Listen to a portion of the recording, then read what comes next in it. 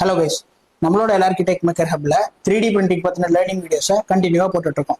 லாஸ்டா நம்ம லேயர் ஹைட்டை எப்படி டிட்டர்மைன் பண்றது அப்படின்னு வீடியோ போட்டிருந்தோம். இந்த வீடியோல பில்ட் பிளேட் அடிஷன் அப்படின்னா என்னன்றதை பத்தி தான் பார்க்க போறோம். பில்ட் பிளேட் அடிஷனை பத்தி ஏன் முக்கியமா தெரிஞ்சுக்கணும் அப்படின்றத சொல்றேன், தெரிஞ்சுக்கோங்க. பில்ட் பிளேட் அடிஷன் அப்படின்றது எதுக்காக இம்பார்ட்டன்ட் அப்படின்னு பாத்தீங்கன்னா, நம்ம ஒரு ஆப்ஜெக்ட்டை பிரிண்ட் பண்றோம் அப்படின்னா அந்த ஆப்ஜெக்ட் பிரிண்ட் ஆகும்போது மிஷின் ஷேக் ஆகும்போது அதுல இருந்து இதாகாம இருக்கவும் பில்ட் பிளேட்ல நல்லா ஒட்டிக்கிறதுக்காகவும் தான் நம்ம பில்ட் பிளேட் அடிஷன் அப்படின்ற ஆப்ஷனை யூஸ் பண்றோம். அடுத்ததா பில்ட் பிளேட் அடிஷன் அப்படின்ற ஆப்ஷனை வேற எதுக்காக யூஸ் பண்றோம் அப்படின்னு பாத்தீங்கன்னா, நம்ம பிரிண்ட் பண்ணக்கூடிய ஆப்ஜெக்ட் சில சமயம் வார்ப் ஆயிக்கும்.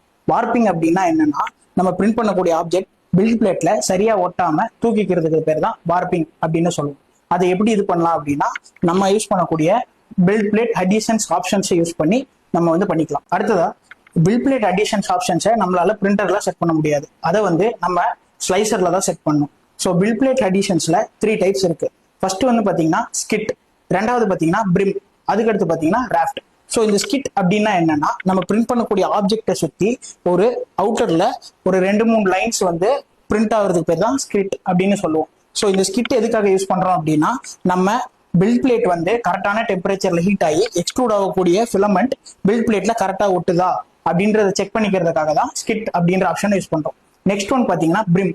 பிரிம் அப்படின்னா என்னன்னா, நம்ம பிரிண்ட் பண்ணக்கூடிய ஆப்ஜெக்ட்ல இருந்து அவுட்டர்ல இருந்தோ இல்ல இன்னர்ல இருந்தோ ஒரு 2-3 லைன்ஸ் பிரிண்ட் ஆகுறது பேர் தான் நம்ம பிரிம் அப்படின்னு சொல்லுவோம். ஸோ பிரிம்ல மூணு ஆப்ஷன்ஸ் இருக்கு. அதாவது inside only, out side only and everywhere. So இந்த இன்சைட் ஒன்லி அப்படின்னா என்னன்னு பாத்தீங்கன்னா, நம்ம பிரிண்ட் பண்ணக்கூடிய ஆப்ஜெக்ட்டுக்கு அடியில மட்டும் சில ஒரு 2-3 லைன்ஸ் பிரிண்ட் ஆகிறதுக்கு பேர் தான் நம்ம பிரிம் அப்படின்னு சொல்லுவோம்.